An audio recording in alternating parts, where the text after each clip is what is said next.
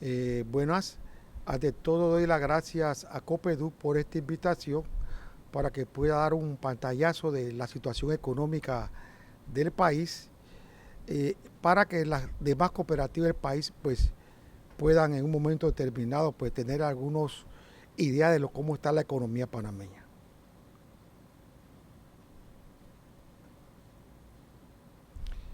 Veamos en primer lugar cuál ha sido el desarrollo de la economía panameña desde el año 2007 hasta el 2021, es decir, en los 15 años que llevamos.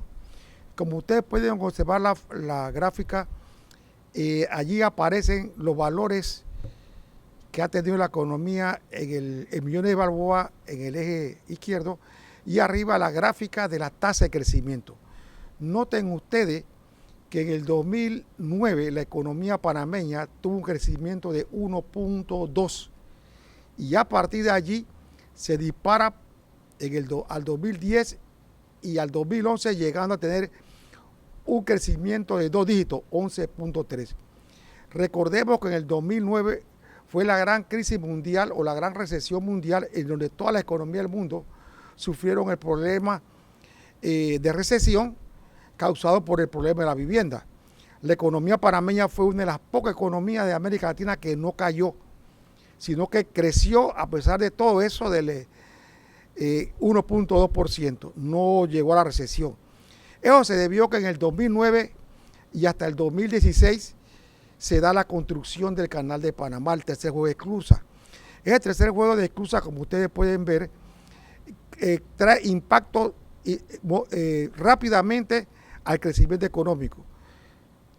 Ya para el 2011 tenemos 3 años de crecimiento de la construcción y la economía llega al máximo de 12.3. A partir del 2011 ustedes ven que comienza un proceso de desaceleración, a pesar de que crecemos fuertemente durante los años 12, 13, 14, 15, etcétera, pero el crecimiento cada día es más chico, debido a que en la medida que el canal, ya la inversión del canal se va realizando, se comienzan entonces, muchas empresas ya terminan el trabajo que vinieron a hacer de ampliar los puertos, de profundizarlos, de crear nuevas infraestructuras para aprovechar el canal.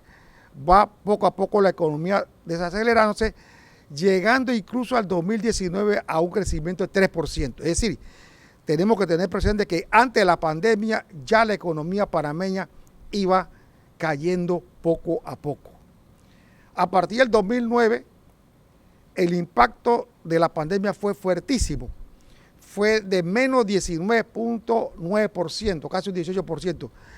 Fue la cuarta economía del mundo que tuvo la mayor caída, solamente superada por Macao, las Islas Maldivas y el Líbano. Nosotros fuimos los cuartos. En otras palabras, en América Latina ninguna economía cayó como lo que podríamos ser Panamá. En la siguiente gráfica podemos ver qué pasa en el 2021, que acaba de pasar. Como ustedes ven, el 2021 la economía panameña rebota de un 19.9% a aproximadamente un crecimiento de 9.9%. No podríamos decir que un crecimiento, es una recuperación de la economía. Pero si usted lo ven en términos absolutos, en el 2021, según el Banco Mundial, que hemos tomado la cifra del Banco Mundial, nos dice que la producción o el PIB es de 38.804 millones. Si ustedes pueden ver eso, ese PIB todavía es inferior al del 2019, que era de 43.302 millones. Es decir, a pesar de que en el 2021 la economía creció, todavía nos encontramos debajo de los niveles de 2019, lo que implica que en el 2022, quizás a mediados, nosotros podamos llegar a tener el nivel de producción que teníamos en el 2019. Cuando lleguemos a ese nivel de producción, ya podemos hablar de que terminó la recuperación y comienza entonces el crecimiento económico, que no sabemos por qué tiempo va a ser. Eso es importante. Veamos ahora este comportamiento de la economía, cómo se da lo que trae el COVID. a partir del año 2020. Aquí le estoy planteando los problemas económicos que no ha traído el COVID. Les menciono algunos. El primero, ya lo vimos, una fuerte caída de la producción nacional del Producto Interno Bruto. Segundo, un incremento fuerte de la deuda pública, como veremos más adelante. Tercero, una fuerte caída de la inversión extranjera directa. Cuatro, un mayor déficit fiscal. Quinto, una mayor informalidad y caída del trabajo formal. Sexto, un aumento del desempleo juvenil. Séptimo, desaparición de las empresas más débiles. Octavo, una inflación importada. Y noveno, un aumento de la desigualdad y la pobreza. Todos estos problemas los profundizó el coronavirus, como podemos ver. La siguiente, por favor. En primer lugar, veamos la deuda pública. Estamos viendo solamente el 2019 y la situación en el 2021, en el año que acaba de pasar. Como ustedes ven, en el 2019 teníamos una deuda total de 28.643 millones de balboas. Eso representaba el 46.4% de la relación deuda-PIB. ¿Qué significa eso? Que con respecto a la producción, si nosotros tuviéramos que pagar la deuda ya, tendríamos que utilizar 46 centavos de cada dólar que recibimos para pagar la deuda. Eso es lo que nos está diciendo. Para el 2021, la deuda subió a 40.385 millones. Si usted ve la diferencia, allí estamos hablando de aproximadamente unos 12 millones, aproximadamente 12.000 millones más de deuda en 2 años, que eso es bastante. Eso subió la deuda, el coeficiente de endeudamiento a un 69.8%, que está por encima en ambos casos de lo que los organismos internacionales de crédito dice que debe tener un país debe tener menos del 40%, del 40% para arriba. Nosotros estamos ya en un nivel muy superior a ello y no sabemos todavía la relación deuda-PIB, cuánto va a ser en el 2021, porque ese dato todavía no lo han dado.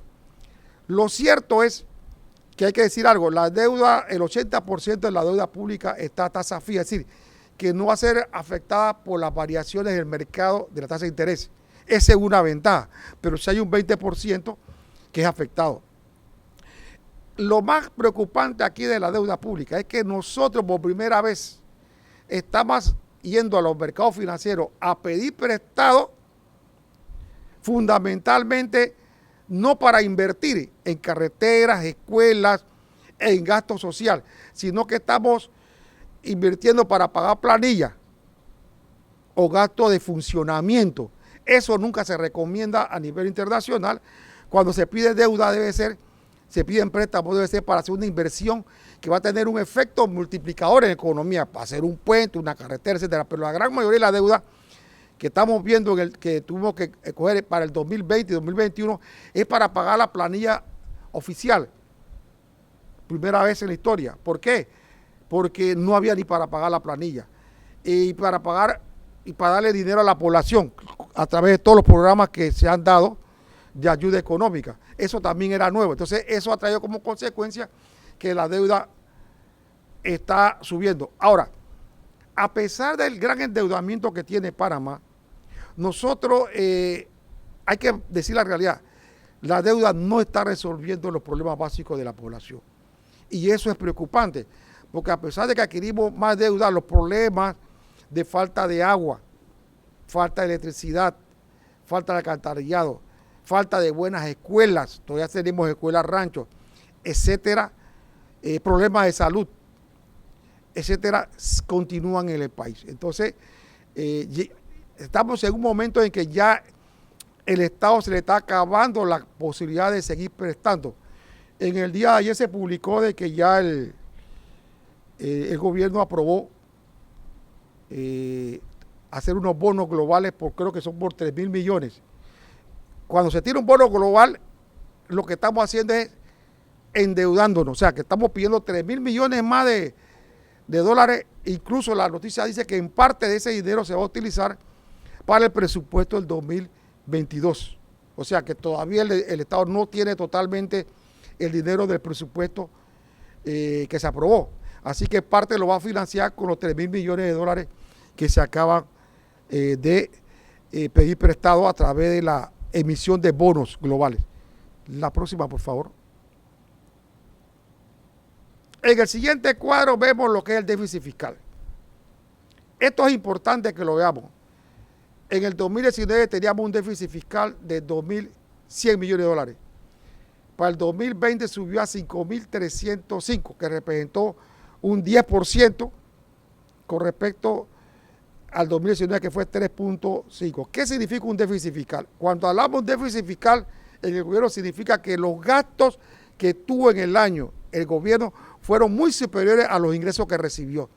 Cuando llega el mes de octubre, todos los años, el MEF tiene que ir a la Asamblea a pedir que cambien la ley de responsabilidad social fiscal, que es la ley que le dice al gobierno hasta cuándo se puede endeudar, y se lo da en términos porcentuales. Eso siempre se da. Entonces tenemos una ley que se hizo en el 2008 y que nunca se ha cumplido, porque todos los años hay que cambiarla.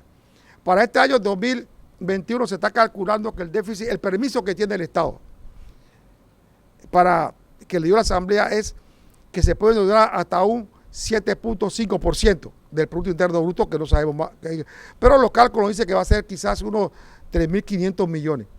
Ahora, como ustedes ven, un déficit es algo que yo tengo que, para poder ese déficit, poderlo conseguir ese dinero, tengo que pedir prestado. Y por eso es que la deuda aumenta, porque todos los años hay más gastos que ingresos en el Estado. Entonces yo pido prestado y lógicamente que la deuda siga aumentando. Así que por eso es que se hizo una ley para controlar el déficit fiscal o controlar el endeudamiento del Estado, pero hasta la fecha esa ley todos los gobiernos la han violado. Tienen que entonces ir a la Asamblea para que le cambie la ley. Y mientras esta situación no se mejore, nosotros vamos a tener serios problemas en el futuro. En el otro cuadro vemos lo que es la inversión extranjera directa en millones. Una de las consecuencias también de la pandemia fue que aumentó, cayó fuertemente la inversión extranjera directa. Es decir, la gente que venía a invertir a Panamá prácticamente en el 2020 cayó fuertemente. Solamente hubo una inversión de 588 millones. Miren que en el año 2019 hablábamos de 4.320 millones. Y para el 2021, pues el último cálculo que ha dado el gobierno es que tenemos unos 1.355. Hay una caída fuertísima de la inversión. En un gobierno, en un país que necesita invertir y el Estado panameño está en incapacidad de hacer grandes inversiones, lógicamente que la caída de la inversión extranjera pone la situación más difícil. Lo que ha hecho el Estado para tratar de hacer algunos proyectos de inversión es a través de llegar a acuerdos con la empresa privada para tratar entonces de hacer algunos puentes o alguna carretera en una cuestión conjunta gobierno-empresa privada, y que no sabemos cómo anda todavía porque todavía ese proyecto no se ha comenzado. Pero sí, pues no solamente ha caído el déficit fiscal, sino que la inversión extranjera es importante y no ha aumentado todavía. En el siguiente cuadro podemos ver el problema del desempleo. En el año 2019 teníamos 146.111 desempleados. Eso representaba el 7.1% a nivel nacional. Para el 2021 tenemos 222.080 desempleados, que representa un 11.30%. ¿Qué implica? Si usted saca la diferencia de ahí, creo que hay como unos 75.000, 80.000 desempleados más que en el 2019. Y esto es grave, porque si bien estamos hablando que la economía se va a recuperar en el 2020, no podemos decir así lo mismo del desempleo. ¿Por qué? Porque la economía panameña en promedio, está creando 45.000 empleos al año. Si aplicamos esto acá, nosotros nos faltarían muchos años, quizás por allá por el 2024 o 2025, podríamos llegar a la tasa de desempleo que tenemos de 7 puntos, que ya era alta. Para el 2019 el desempleo era 7.146.000, era bastante. Tener ahora 222.000, conseguir empleo para esa gente va a ser bien difícil. Entonces, lógicamente, es uno de los graves problemas que nosotros consideramos que tiene que resolver el Estado panameño en los próximos años. Ver cómo logra tener una estrategia para que el desempleo en el país caiga. La siguiente gráfica nos muestra la evolución del desempleo en Panamá. Del 2006, del 2005 creo que es, hasta el 2021. Noten ustedes en lo amarillo que está allí en la gráfica, las tasas de desempleo que tenemos. Es bastante alta. Noten ustedes que el desempleo ha ido bajando a partir del 2011. Recordemos que la primera gráfica en el 2011 fue que tuvimos el crecimiento más alto de la producción, que fue de 2 dígitos, 11.3. Eso trajo como consecuencia que comenzara a bajar la tasa de desempleo, que llegó a 4.5, después siguió a 4.1, 4.1, hasta el 16, que es la construcción del canal de Panamá, la tasa de desempleo baja.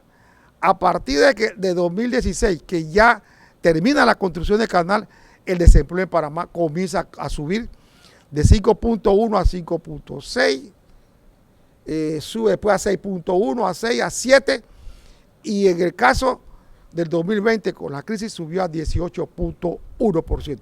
Aquí hay que recordar algo que mucha gente no que lo plantea. El desempleo que se dio en el 2020 fue el más alto en América Latina. Casi ningún país tuvo una tasa de desempleo de 18%. Nuestra economía estuvo prácticamente cerrada. Ahora, el desempleo que aparece allí en la gráfica del 2020 y 2021, en verdad no se puede comparar mucho con la otra, con el 2019, porque fue una encuesta telefónica. Por teléfono, como no se podía por la pandemia, se llamó a 7.000 personas y el resultado arrojó eso. En la próxima gráfica, como usted ve, en la próxima gráfica tenemos el desempleo juvenil. El desempleo juvenil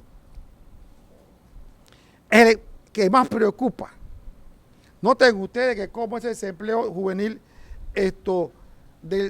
a partir del 2005 ya estaba alto, estaba en 17.4%, de los jóvenes. Ese desempleo comenzó a bajar, siguió bajando, y a partir del 2011, que fue el impacto que trajo el canal, el desempleo bajó de 12.3 en el 2010 al 2011, que 9.5, 8.6, 8.7, y poco a poco comienza a subir nuevamente. Es una gran preocupación que tiene el Estado panameño. ¿Qué fórmula se puede hacer para que logremos que los jóvenes tengan empleo? Porque tener en el 2021 un 28%, casi 29% de desempleo juvenil, eso es demasiado alto. El problema del desempleo que tenemos en Panamá es que los jóvenes se están graduando tanto en la secundaria como en la universidad y no consiguen empleo. Esa es una real realidad y es un problema que hasta ahora los programas que se han hecho para reducirlo no han dado resultados en el pasado. Pero sí es preocupante que sea alto. Noten ustedes que el desempleo general ayer era de 14, pero actualmente con la nueva encuesta quedó en 11.3 el desempleo. Es el doble, el desempleo juvenil es el doble de ese número, más del doble. Entonces eso es preocupante para la nación panameña. Continuemos. En esta gráfica le estoy planteando una cosa que es importante que veamos, que es el caso de la población económicamente activa. La gráfica que está arriba, la roja, si usted ve en el 2019, la población económicamente activa del país era de 66.5. ¿Qué significa esto? Que la gente que estaba en el mercado laboral, que tenían trabajo o estaban buscando trabajo, representaban el 65% de la población de 15 años o más. A raíz de la pandemia, eso va a 60.4%. O sea, hay una caída. ese indicador debe, en los países, en la medida que el país se desarrolla, tiene que ir subiendo. Ya en un país desarrollado usted encuentra que la población, que lo que es la población económica negativa está por el 80, 85, 90%. Pero nosotros descendimos. ¿Por qué descendimos? Porque mucha gente, cuando se dio la encuesta, contestaron que ellos ya no estaban buscando trabajo, ya no estaban interesados. Entonces esa gente se va a lo que se llama la población no económicamente activa, que fue la que creció. Es un mal que tenemos, que ojalá no se vuelva a repetir. Ahora tenemos una gran cantidad de personas que no han buscado empleo por lo difícil que es, y otros, como el Estado está dando una gran cantidad de subsidios, muchas familias se han acogido a los subsidios porque hay hogares que reciben 2 o 3 subsidios y han dejado de trabajar. Y se pasaron a lo que es la población económicamente activa. Noten ustedes que en la gráfica roja que está abajo está la tasa de desempleo, que hemos puesto, que ya la hemos visto, que nos indica que para el 2021 es 11.3. Ese número está mejor que el anterior porque ya es la misma encuesta. La encuesta de nivel de vida que no se hizo en el 2020 y se hizo también en el 2021, pero en octubre se hizo ya la encuesta con la misma metodología que se ha hecho desde el 2004 en adelante. Entonces tenemos una tasa de desempleo. El cuadro verde es lo que llaman ellos, pues, el desempleo abierto, que es de 8.5, que son cuando la gente contesta en la encuesta que si buscó trabajo en las últimas 4 o 5 semanas, dice sí. Entonces, bueno, ellos consideran que en ese caso el desempleo es más bajo. Continuemos. En esta gráfica, yo me he concentrado más en el desempleo porque creo que es el problema más importante a resolver en este momento. La economía va a llegar ya a recuperarse, pero lo que no se va a recuperar va a ser el desempleo inmediatamente. Eso demorará más tiempo y eso va a traer problemas a la población. Entonces me he concentrado más en eso porque creo que es lo más importante en cuanto a esto. Noten ustedes en esta gráfica, la primera parte de arriba nos dice lo que es el empleo que existe en la empresa privada. Vean ustedes que en el 2013 la empresa privada tenía el 48.6% de la gente trabajadora trabajaba para la empresa privada. Eso era lo que se llamamos nosotros el empleo formal, gente que estaba en una planilla, gente que paga seguridad social y que pueden tener una jubilación futura. Pero a partir del 2013 ustedes notan que esa cantidad de empleo que tenía la empresa privada va disminuyendo poco a poco a 46, a 45, a 43, hasta llegar en el 2021 a 37%. Es decir, la empresa privada ha perdido una gran cantidad de empleos formales. Y la gráfica verde nos está diciendo lo que es el trabajador por cuenta propia. El trabajador por cuenta propia es lo que llaman ahora las estadísticas del gobierno de los famosos emprendedores. Los emprendedores no es más que un trabajador informal. O sea, un trabajador informal es aquel que no aparece en una planilla. Al no aparecer en una planilla, no se hace descuento de seguridad social, no paga seguridad social. Al no pagar seguridad social, ese señor no tiene posibilidad en el futuro de una jubilación. Y lógicamente que será cuando lleguen a los 60 años, ellos irán a reclamar su pensión, o lo que nosotros llamamos los 60, los 120 a los 65. Bueno, en aquella época ya habrá subido. Entonces son candidatos a depender del Estado. Porque el informal, el empleado informal, hay de todo tipo. Vendedores ambulantes, que son la gran mayoría, algunos técnicos que no consiguen trabajo y que se han pasado también a las ventas. Entonces, eso es lo que está subiendo en el país. A tal extremo que está subiendo fuertemente desde el 2012, comienza a subir, no, hasta el 2013, comienza a subir y ya están en el 32.8%, casi un 33%. Lo que implica que de continuar así y no buscarse la solución, el empleo informal va a ser superior al empleo formal o al empleo que tienen las empresas. El empleado informal es de todo un individuo que por cuenta propia que trata de, en este momento, de supervivir. Ser empleado informal en su gran mayoría no le da al individuo una posibilidad de tener una vida mejor, porque muchos, en su gran mayoría, en estos momentos lo que hacen es que salen a vender, están por lo menos recogiendo 10, 15, 20 dólares en el día, pasa por el chinito, entonces a comprar la comida para el día siguiente. Entonces es un empleo de sobrevivencia en su gran mayoría. Y en tercer lugar tenemos allí el empleo del gobierno. Nota que el empleo del gobierno no sube fuertemente, pero sí viene subiendo todos los años. No se ve una caída. Y ya el empleo del gobierno representa el 17.2%. Hemos considerado que, y lo hemos dicho varias veces, que el gobierno tiene demasiados empleados. La planilla, si usted la calcula, con la cantidad de empleos informales que ya sobrepasó, creo que están en los 300,000, más arriba del cuarto de millón. El último cálculo no lo recuerdo, pero eso representaba unos 4,000 millones aproximadamente al año en planilla. ¿Qué es lo que se ha planteado? Que hay instituciones que tienen exceso de empleados. Nosotros no planteamos votar a la gente. Nosotros lo que hemos planteado es que tiene que haber una metodología que permita reducir la planilla estatal, porque el Estado necesita hacer inversión social. Y la manera más sencilla sería, que es lo que hemos recomendado siempre, es que en la medida que la gente se está jubilando y se jubila, esa plaza se congele. Así podríamos ir podando poco a poco la planilla oficial y en un lapso de 10 años tendríamos una planilla mucho más chica, ¿ves? Y con una mayor productividad que puede tener la gente. Pero los políticos no piensan así. Así que cada gobierno que viene pues sube la cantidad de individuos porque por política hay que hacerla. En verdad no estamos pensando como en planificación, no estamos pensando como, digamos, política de Estado, sino que estamos pensando en política de 5 años. Este es uno de los problemas que tenemos en Panamá. Lo demás que vemos abajo son empleados de diferentes, también empleados informales, porque el trabajador familiar es un empleado informal. El trabajador por empleado digamos, servicios domésticos son empleados formales. Recordemos que en la economía formal representa el 46.7% aproximadamente, es lo que hay del total. Y también ahí veremos pues los miembros de una cooperativa de producción.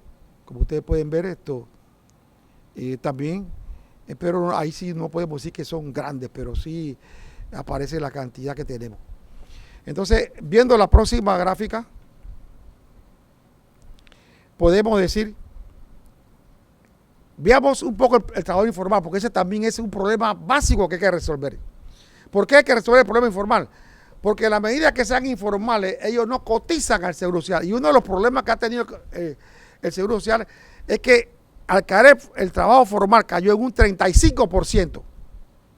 Ha caído. Esa es ha pasado al trabajo informal.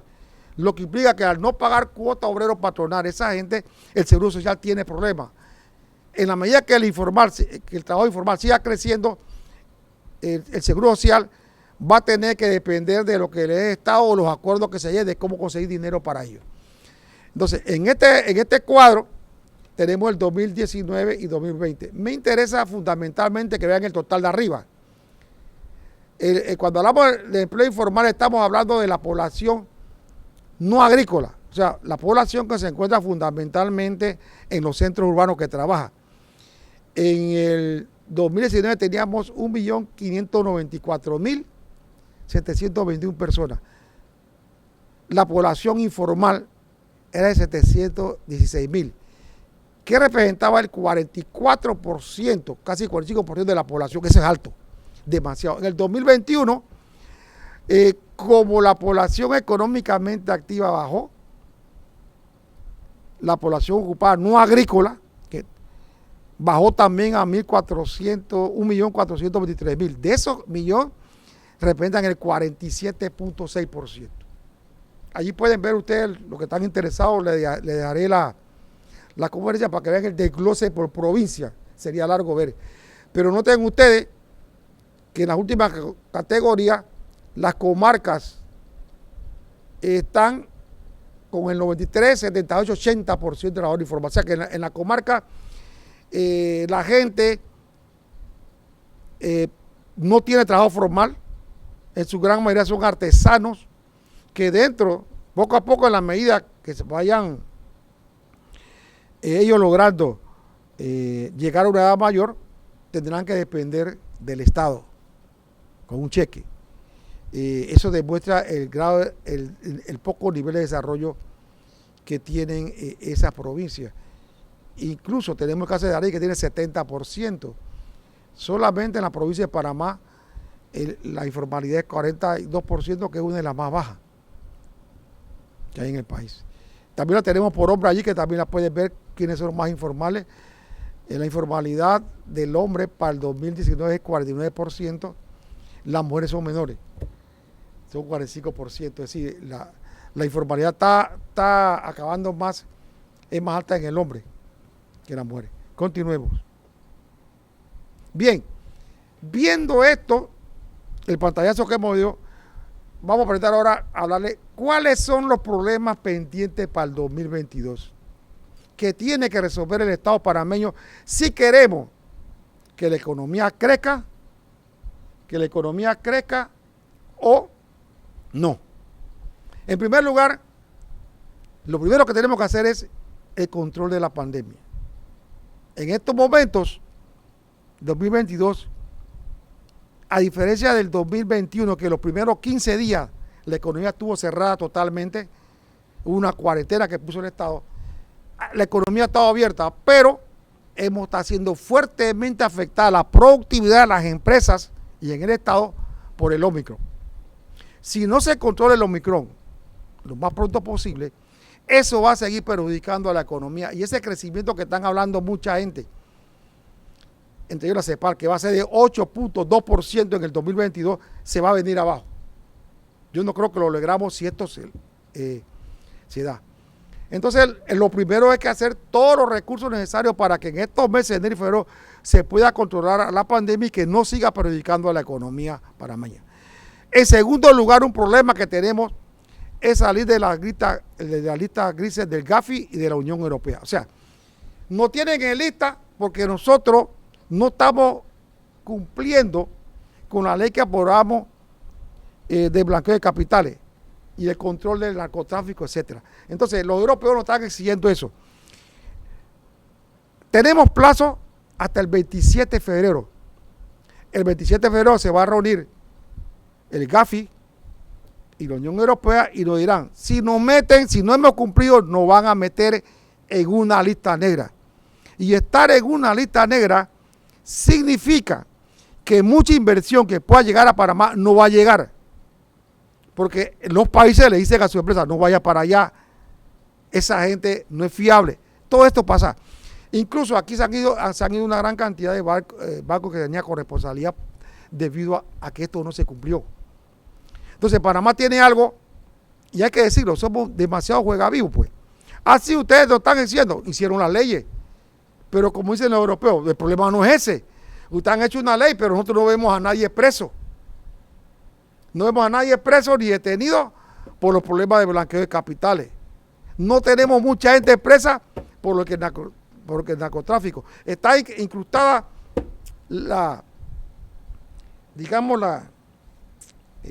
todo lo que es la criminalidad, y ahora hemos visto hasta en las juntas comunales. Entonces, todo este problema, si no lo resolvemos a tiempo, la inversión que pueda venir a Panamá no va a llegar. Y eso nos pone muchos cortapisas que nos van a poner europeos si nosotros no resolvemos el problema. Pero hasta ahora pues no se le ve al Estado una fuerte política dirigida hacia ellos. No se le ve.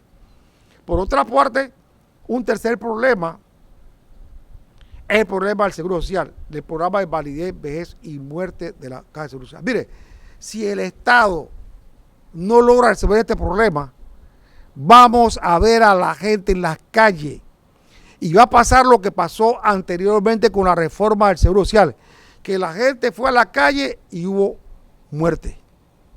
Recuerden eso. Esto se puede repetir si el Estado no logra hacer las reformas que en este momento, como ustedes pueden ver, están fracasando. Entonces, esto trae como consecuencia que una de las cosas que tiene que hacer en los próximos años, en los próximos meses, el Estado panameño, es resolver el problema del programa de invalidez, vejez y muerte. Porque de lo contrario, el Estado se va a quedar sin dinero para poder pagar las pensiones. Cosa que eso yo espero que no ocurra. Pero entonces, si no logramos crear una buena reforma ahí, el Estado va a tener que estar poniendo dinero para esto.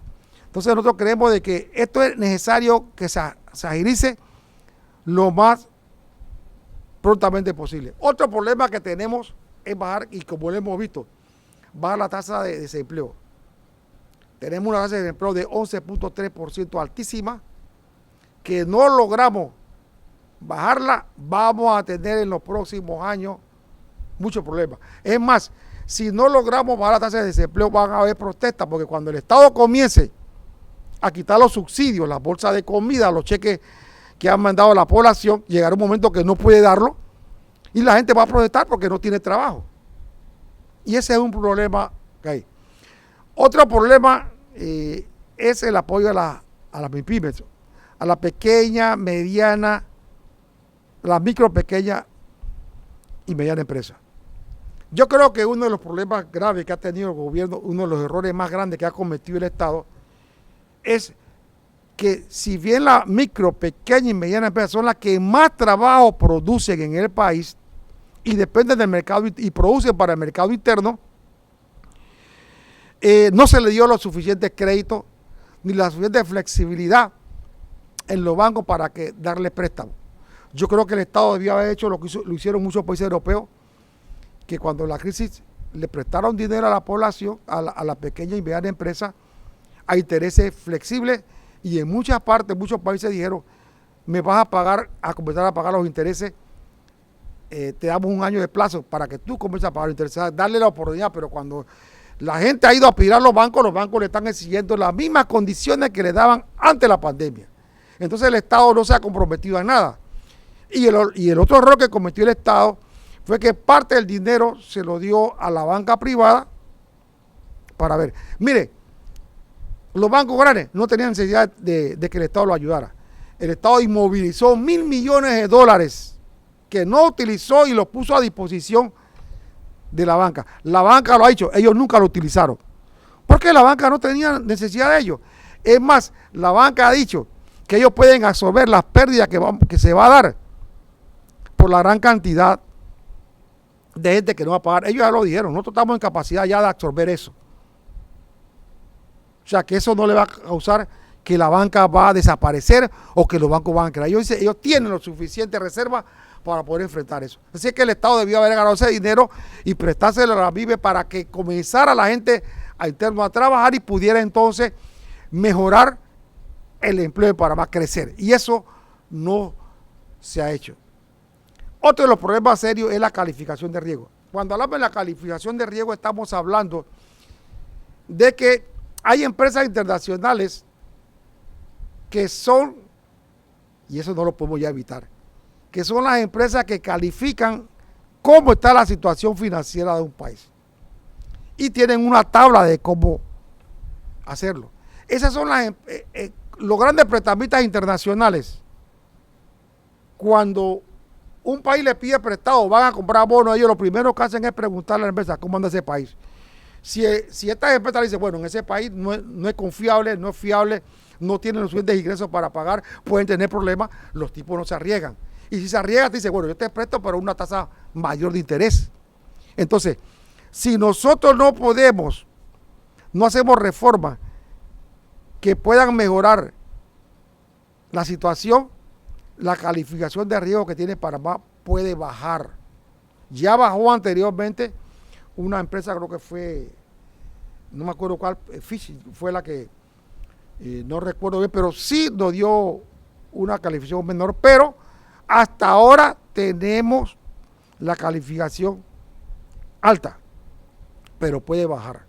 Y eso es preocupante porque si baja, significa que cualquier movimiento de Panamá para pedir prestado le va a salir más caro. Entonces yo creo que esas cuestiones hay que verlas. Otro de los problemas es un plan estratégico para la economía a lo interno. Mire, la economía panameña está trabajando a 2 velocidades. Por una parte ha crecido, es cierto, y se está recuperando, pero la recuperación viene por las grandes empresas transnacionales que nos ligan al comercio mundial. ¿Qué es lo que está creciendo en Panamá? El canal de Panamá, que presta un servicio internacional. Está crecido lo que hacen los puertos, el ferrocarril, todo lo que es la minería, o sea, todo lo que es la demanda externa, lo que los extranjeros nos compran a nosotros, eso ha crecido. ¿Por qué? Porque la economía mundial ha mejorado. La economía mundial, cuando la gente comenzó a comprar en los países desarrollados que estuvieron inmovilizados, los estados europeos y norteamericanos, los países desarrollados, le dieron gran cantidad de dinero a la población. La población tuvo ese dinero una vez que dieron la movilización y habían ahorrado, comenzaron a comprar y causaron un caos a nivel mundial. ¿Cuál fue el caos? Bueno, lo pudimos ver que las empresas no tenían la cantidad de bienes y servicios que la gente estaba pidiendo. No había transporte de contenedores para la gran cantidad de eso. Pero eso causó problemas y hizo de todo modo que en el caso de Panamá se viera beneficiada con este boom de los países y todo lo que nos liga al comercio internacional comenzó a crecer. Pero el problema está a nivel interno. Los sectores que nos ligan que producen para Panamá, como son la industria, la agroindustria, la construcción, el turismo interno, todos esos sectores, la velocidad de crecimiento ha sido baja. Y muchos de ellos todavía no se reponen, como es el turismo. La construcción todavía no llega a los niveles. Y mira, la construcción, si vamos a las cifras, no llega a los niveles que estaban en el 2015. Entonces, todos estos sectores que nos ligan a la economía nacional son sectores que están creciendo muy bajo. Entonces, tenemos dos velocidades. Fíjese lo que está pasando ahora mismo. Es un ejemplo de lo que está pasando con la minería. La minería, el precio del cobre ha subido en el mercado internacional y la minería está vendiendo más de 2.000 millones en la última cifra y le paga para más 2%. Creo que la carta que sacó el presidente en el día de ayer, planteando una posición fuerte, y me alegro, sobre lo que debe pagar la minería, se está hablando ya de unos 400 millones, que es lo que se considera aproximadamente que debe pagar el año, cuando ahora lo que está pagando no llega ni a 20, 30 millones. Entonces, esas cuestiones son las que crecen y en las cuales Panamá tiene que tomar medidas para mejorar lo interno. Entonces, esos son algunos de los problemas que nosotros estamos enfrentando. La economía internacional está en estos momentos creciendo, pero cuando se apague, porque la demanda va a bajar a nivel internacional, debido a que cuando el impulso del dinero que tiene la gente comience a bajar y se llega a los cauces normales, entonces el crecimiento económico mundial será menor y Panamá es un país que depende del comercio internacional. Entonces, yo creo que los problemas que tenemos que enfrentar son grandes. Hay que tener una fuerza política fuerte, un Estado dispuesto a solucionar los problemas que permitan que la economía nacional crezca y que podamos tener la suficiente fortaleza para resolver los problemas de pobreza y desigualdad que tiene este país.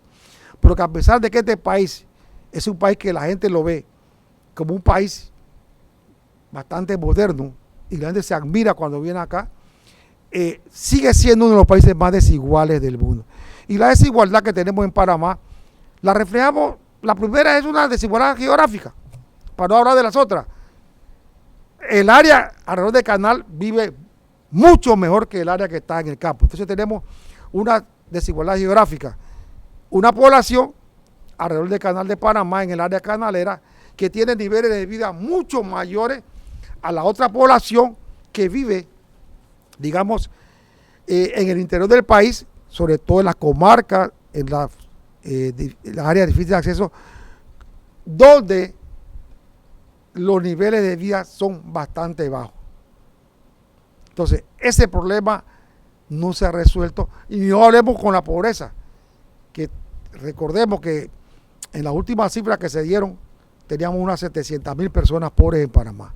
Entonces, si no tenemos un plan estratégico para la economía interna, no podemos bajar esos niveles de desigualdad y pobreza o resolver los problemas básicos, porque la economía internacional va a seguir creciendo, pero la economía internacional no tiene la suficiente fuerza para arrastrar a los sectores, porque no tiene casi contacto con nosotros. El ferrocarril paga cierta cantidad de dinero del Estado, pero ese ferrocarril no tiene ningún impacto en Panamá. Un dólar de ferrocarril no llega después del puente de las Américas a ninguna parte.